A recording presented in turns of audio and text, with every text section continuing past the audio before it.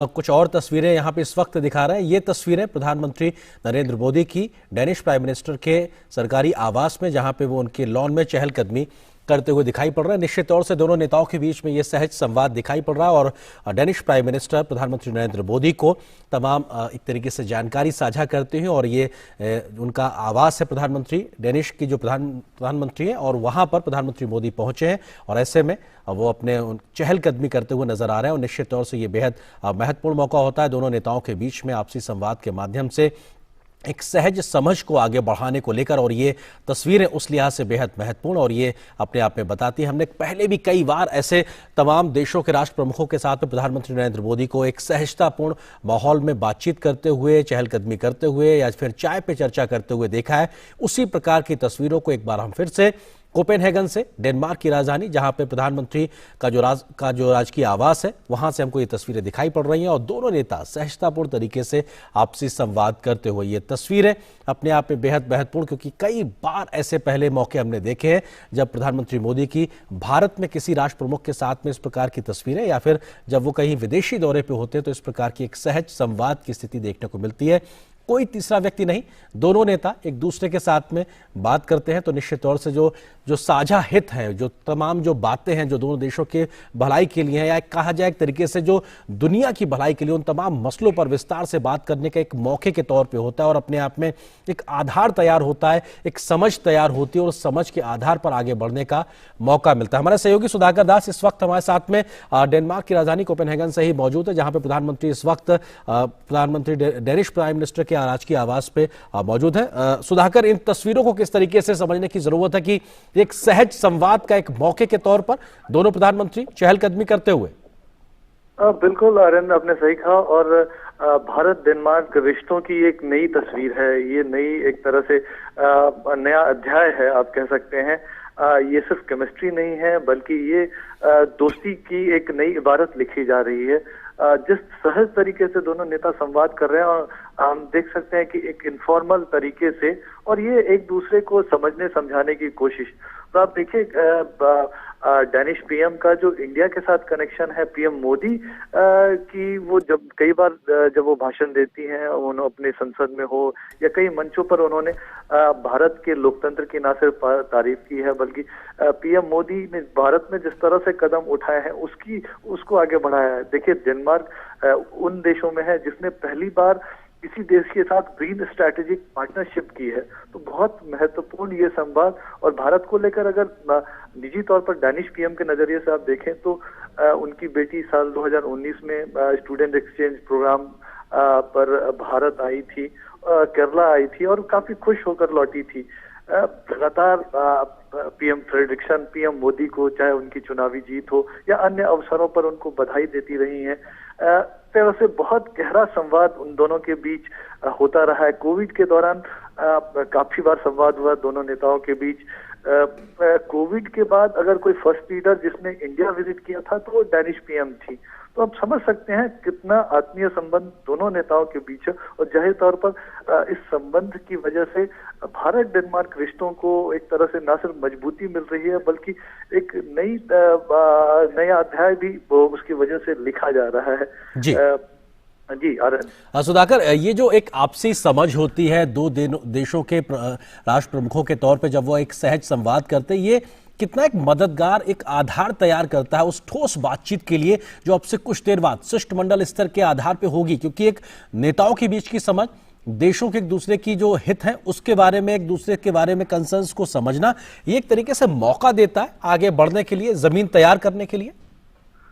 बिल्कुल। देखिए, हम जानते हैं कि पीएम मोदी किस हम्बल बैकग्राउंड से आते हैं, किस तरह से गरीबी में उनका संघर्षों में जीवन बीता, और आज वो जो कुछ भी कर रहे हैं उसमें कहीं ना कहीं जो समाज में सबसे निचले पायदान पर जो व्यक्ति है उसमें आत्मविश्वास भरने की कोशिश रहती है उनकी तमाम नीतियों में। और अगर डेनिश पीएम की भी बात करें आर्यन, तो वो भी काफी हम्बल बैकग्राउंड से रही हैं।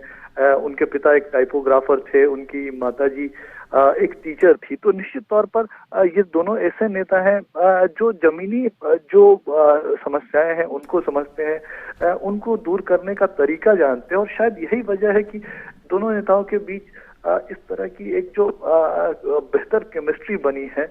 और निश्चित तौर पर लगातार 2020 में ग्रीन स्ट्रेटेजिक पार्टनरशिप भारत के साथ हुआ था डेनमार्क का। उसके बाद साल 2021 में डैनिश पीएम ने भारत विजिट किया था। हमने देखा कि किस तरह से अगले 5 वर्षों के लिए ग्रीन स्ट्रेटेजिक पार्टनरशिप को आगे बढ़ाया जाए, उसमें क्या short term long term goals हो सकते हैं उसको तय किया गया है। और आगे ये जो एक इनफॉर्मल संवाद है, ये दोनों नेताओं के बीच संवाद को, समझ को तो आगे बढ़ाएगा ही, बल्कि डाउन द लाइन आप देखें तो जो पूरा तंत्र है, कई तरह के मैकेनिज्म है, उस मैकेनिज्म में भी एक नई जान फूकेगा और उनको एक तरह से ये संदेश संकेत जाएगा कि हमको नई ऊर्जा के साथ इन संबंधों को मजबूत बनाने के लिए, इसको आगे बढ़ाने के लिए और नई सदी के जरूरतों के हिसाब से वैश्विक चुनौतियों का सामना करने के लिए तैयार करना होगा, उस दोस्ती को और भी मजबूत करना होगा। तो ये एक बड़ा संदेश जाएगा, तो उसका बहुत ज्यादा फायदा मिलने वाला है। आर्यन, सुधाकर, जो हम तस्वीरों में देख पा रहे हैं, खिली हुई धूप और चारों ओर हरियाली, और क्योंकि हम डेनमार्क को एक ग्रीन पार्टनर के तरीके से देखते हैं और ये महज एक सुखद संयोग ही हम कहेंगे कि संभवतः डेनमार्क के प्रधानमंत्री ने जो परिधान धारण किया हुआ वो भी लगभग हरे रंग के तरीके से, तो निश्चित तौर से एक जो सहयोग का जो बड़ा आधार है वो भी कहीं ना कहीं एक ग्रीन पार्टनर के तरीके से लगातार, और फोकस भी हमको नजर आ रहा है, और शायद ज्यादा बड़ी हम तरीके से हेडलाइन भी उसी नजरिए से देखेंगे जहां पे ग्रीन कोऑपरेशन में एक बढ़ते हुए सहयोग को हम देख पाएंगे। जी बिल्कुल। और अब देखिए आनंद, एयरपोर्ट पे किस तरह से डैनिश पीएम वो पहुंची, उन्होंने पीएम मोदी का स्वागत किया। घर पर वो अपने हस्बैंड के साथ, पति के साथ उन्होंने पीएम मोदी को रिसीव किया। तो वो कोई भी मौका नहीं छोड़ना चाहती हैं। पीएम मोदी कंफर्टेबल रहे। एक तरह से देखिए, जरूर ये दौरा औपचारिक होता है, लेकिन ये एक अनौपचारिक मुलाकात। आप किसी घर पर किसी अतिथि को बुलाते हैं तो आप कोई कसर नहीं छोड़ना चाहते हैं कि अतिथि के स्वागत में, सम्मान में, और शायद यही चीजें हम इस वक्त देख रहे हैं। और जाहिर तौर पर इस संवाद का जो बहुत असर, अब हम जानते हैं कि अगर जब पर्यावरण की बात होती है, आज जब क्लाइमेट चेंज की बात होती है, वैश्विक चुनौतियों की इससे रिलेटेड बात होती है, तो भारत की बात होती है, पीएम मोदी की बात होती है।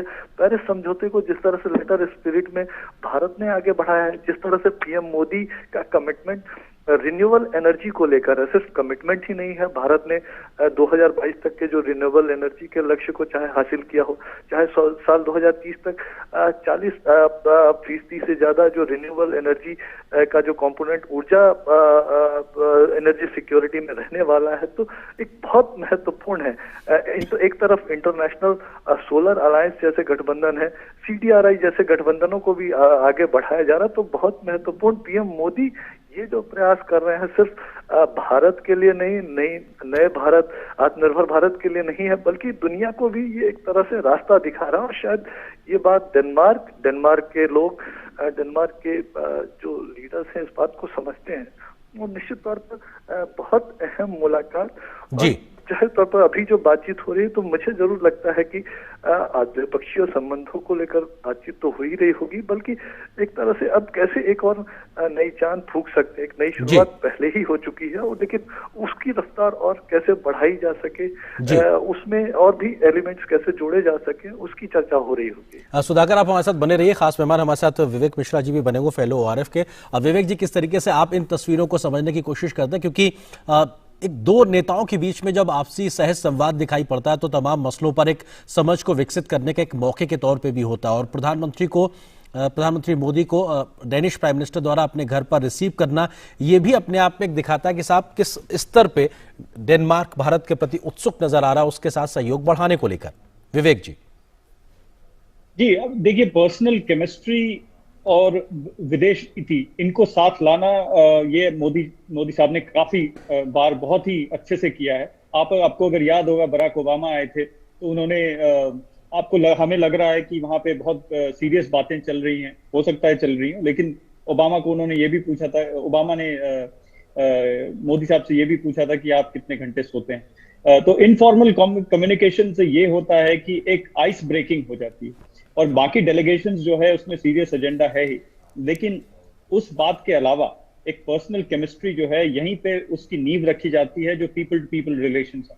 यहाँ पे अगर लीडरशिप में एक अच्छी पीपल टू पीपल रिलेशनशिप की झलक मिले, तो बाकी पीपल टू पीपल रिलेशनशिप ये बहुत आसान हो जाता है। तो मेरे ख्याल से ये जो भारत की नीति में खासकर दिखाया गया है कि डियास्पोरा जो है, भारत के मूल के लोग जो हैं, उनसे इंटरेक्शन जहां भी प्राइम मिनिस्टर मोदी गए हैं वहां किया है, और उनके लीडर से भी पर्सनल अनऑफिशियल बातें की है। तो इससे एक बहुत ही चैनलाइज्ड वे में विदेश नीति और जो पर्सनल केमिस्ट्री है, ये एक इसको साथ लाया है। तो मेरे ख्याल से ये जो कम्युनिकेशन जो हम तस्वीरें देख रहे हैं, इससे ये पता चल रहा है कि बहुत ही बातें सरल हैं, और जो एजेंडा, सीरियस एजेंडा है, उसके लिए एक डेलीगेशन ऑलरेडी है, सब कुछ लाइंड अप है, और लीडरशिप अगर एक इजीनेस दिखे लीडरशिप दोनों तरफ की लीडरशिप में, तो ये दोनों देश के बायलैटरल बहुपक्षीय नीति के लिए बहुत ही अच्छी बात है। जी विवेक जी, जिस बात का आपने जिक्र किया कि हमने देखा कि ऐसी तस्वीर हमें पहले कई बार कई राष्ट्र प्रमुखों के साथ प्रधानमंत्री मोदी की देखी, आपको लगता है कि उनके विदेश नीति का एक अहम हिस्से के तौर पर किस तरह से पर्सनल केमिस्ट्री एक डेवलप करते हैं, जो शायद दोनों देशों के संबंधों को मजबूत करने में मददगार भी साबित होती है? ये बहुत जरूरी होता है, क्योंकि आप देखिए लीडरशिप आपको